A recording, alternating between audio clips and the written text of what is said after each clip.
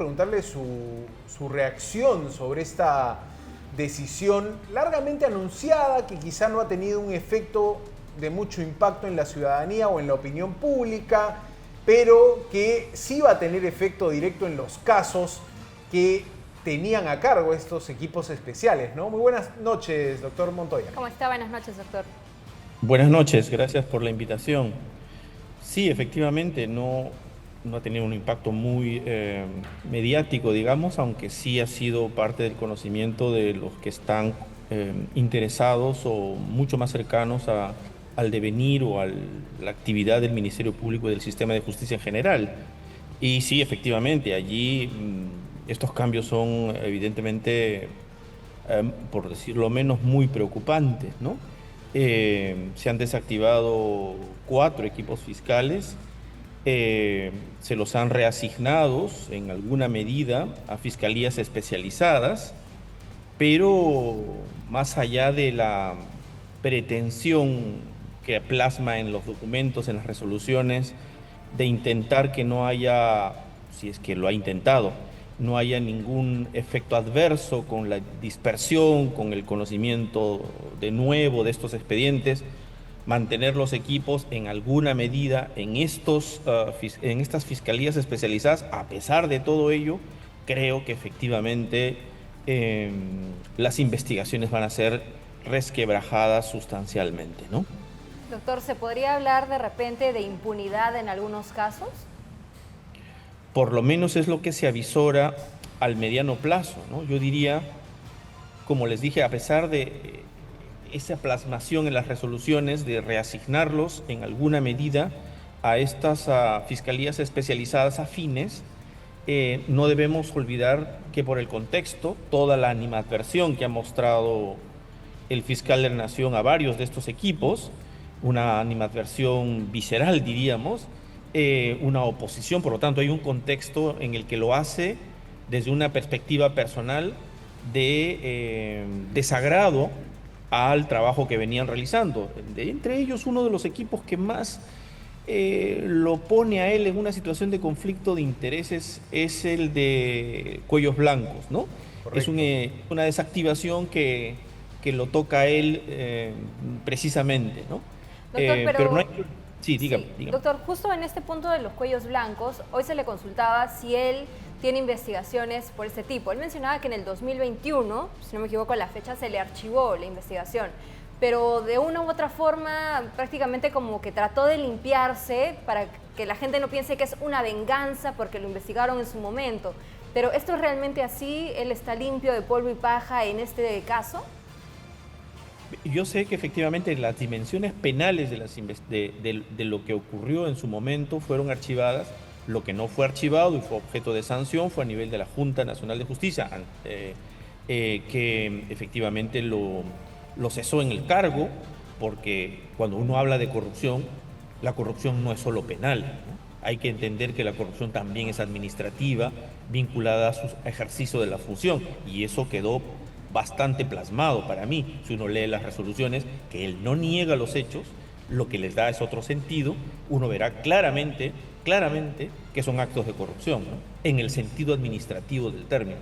Por lo tanto, todo lo que queda alrededor le involucra de alguna manera, es decir, cómo quedan los que están siendo investigados y que de alguna manera han tenido alguna relación con él. Ha tenido amistad, cercanía, que él no la niega, y que están todavía siendo investigados, procesados, juzgados. ¿Cómo queda su relación en ese sentido? Y creería yo, eso podría corregirme, creo que sí tiene una investigación preliminar abierta, relativamente nueva, por otras razones. No la tengo en este momento en memoria, pero respecto de lo que ocurrió en los cuellos blancos en su momento de la investigación, las partes penales, entiendo, sí fueron archivadas, pero no porque no fueran corrupción, porque sí se acreditaron en la Junta Nacional de Justicia, ¿no? Doctor, pero a la luz de los resultados que se ha mencionado mucho, y el propio Tomás Gálvez ha dicho que esta forma de cambiar de método de trabajo, digamos, de no ir por equipos específicos que investiguen específicamente casos de alta complejidad, sino ir por fiscales ordinarios que, según su especialización, investiguen estos delitos. En vista de los resultados, de lo que algunos dicen pocas sentencias, procesos larguísimos, ¿no se justifica en parte la decisión de desactivar, no sé si los cuatro equipos especiales, pero al menos algunos de ellos? A ver, creo que hay que ver bien cuáles son los criterios que utiliza el fiscal de la Nación para hablar de resultados positivos o no. ¿Qué criterios usa? ¿Sobre qué contexto está evaluando, ¿no? Por ejemplo, claro, vamos a empezar por lo más fácil, el equipo vinculado a las víctimas de las protestas, que también ha sido desactivado. Eso es muy prematuro evaluar su éxito o fracaso, ¿no? Porque están empezando, más son delitos altamente complejos, involucran muchísimas personas, altos funcionarios, miembros de las Fuerzas Armadas, fuerzas policiales y miembros del Ejecutivo. Creo que cuando él hace esas declaraciones se está refiriendo al equipo Lavallato, ¿no? Luego de una reiterada crítica que él ha hecho personalmente al equipo, y efectivamente algunos otros periodistas o personas que han opinado sobre estos temas también han tenido estas críticas sobre los aparentes resultados negativos. Yo creería que si uno involucra varios factores, uno, alta complejidad de los casos, estamos hablando de crimen organizado transnacional, es decir, cuya matriz está en Brasil, no en Perú. Las pruebas no estaban acá, literalmente, habría que conseguirlas desde allá. Había que realizar una serie de esfuerzos de cooperación judicial internacional que se complicó con la entrada del presidente Lula en el Brasil. O sea, luchar contra estos niveles de poder son absolutamente complicados. Y en la parte de financiamiento de los partidos políticos por parte de Odebrecht fundamentalmente involucró a mucha clase política, es decir, eran verdaderamente fiscales que enfrentaban a muchísimas personas con poder económico, político, funcionarial. Y en ese contexto de dificultad, el equipo ha logrado, hasta donde yo recuerdo, aproximadamente unos 60 o 70 sentencias condenatorias de distinta índole, un nivel de resoluciones que aprobaban reparación civil para el Estado, más o menos que llegan como a 4.000 o 4.500 millones de soles, de los cuales 1.500 han sido producto de colaboración eficaz. Uno puede decir, tal vez, 65 sentencias o 60, 70 sentencias son pocas, pero ante procesos complejos, no suena en una poco, etapa ¿no? en la que estamos Pero todavía ¿de terminando. qué estamos hablando allí, doctor? ¿De caso Metro de Lima, los casos con los expresidentes? Los 4 que fueron Toledo. objeto del acuerdo, son sentencias bajo acuerdo de colaboración, el caso de Toledo, por ejemplo, ¿no? Donde está Toledo y otros funcionarios también. Claro, todas las Otros que están en sentencias primera instancia. Recuerda individualizadas. el caso de Humala también en primera instancia, que está a puertas de saberse en segunda instancia si se confirma o no. Entonces estábamos empezando, porque ya estaban llegando a juicio oral, a saber si se confirmaban evidentemente, y varios de ellos estaban confirmando, en sentencias condenatorias. Entonces, a mí me parece, han tenido errores, por supuesto, el equipo ha tenido excesos, ha tenido probablemente algunos comportamientos vehementes, en algunos casos que los ha, pero jamás podríamos negar el servicio que han prestado al país. Nos hemos enterado, aunque los casos Lavallato no hayan resultado en condenas, nos hemos enterado cómo financiaban los partidos políticos, cómo se financiaban y cómo ocultaban ese financiamiento camuflándolos a través de aportes que no eran ciertos. Entonces sabemos muy bien, ahora la población peruana sabe muy bien, tiene un poco, creo, mayor criterio para saber votar en las próximas elecciones frente a qué tipo de partidos estábamos teniendo. Ahora puede tener una selección mayor y mejor, ¿no? Entonces hay allí en el juzgamiento y en el balance poner las cosas de los excesos, de los errores que haya cometido el equipo, por ejemplo, y de las ventajas, y creo yo que fueron mayores, en el cumplimiento de sus funciones, ¿no?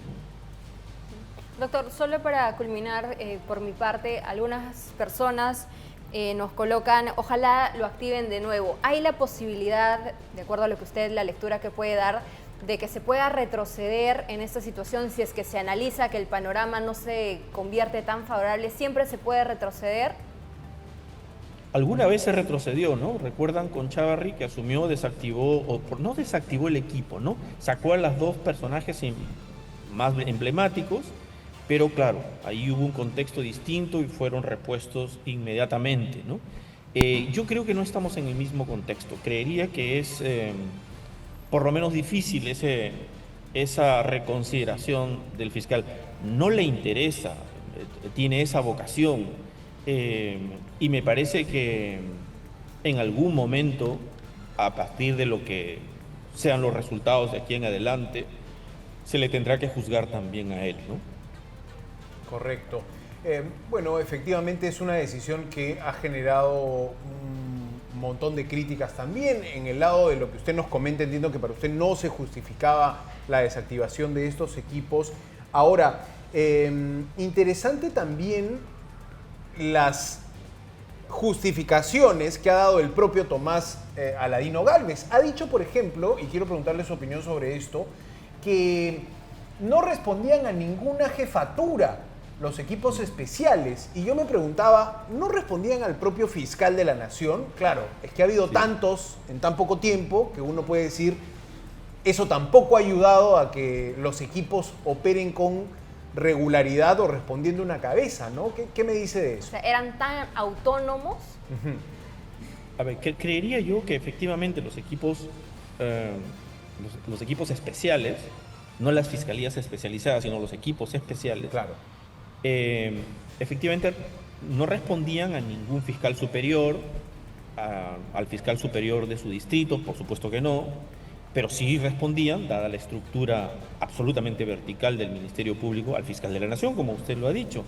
Él podía pedirle información, por supuesto, no podía involucrarse en el caso concreto y decirle, oye, tú debes realizar la investigación en esta dirección. Por supuesto que no, la independencia de los fiscales es importante y es sagrada, pero sí podía pedirles a nivel de fiscalización cómo están andando los casos, dame un reporte numérico, un reporte cualitativo en la medida en que podríamos decir cuántas sentencias tienes, cuántas medidas cautelares has solicitado, en este caso, qué se requiere, ese tipo de fiscalización, y si quería algún nivel de mayor detalle, los podía convocar y podía efectivamente tener una sesión con ellos.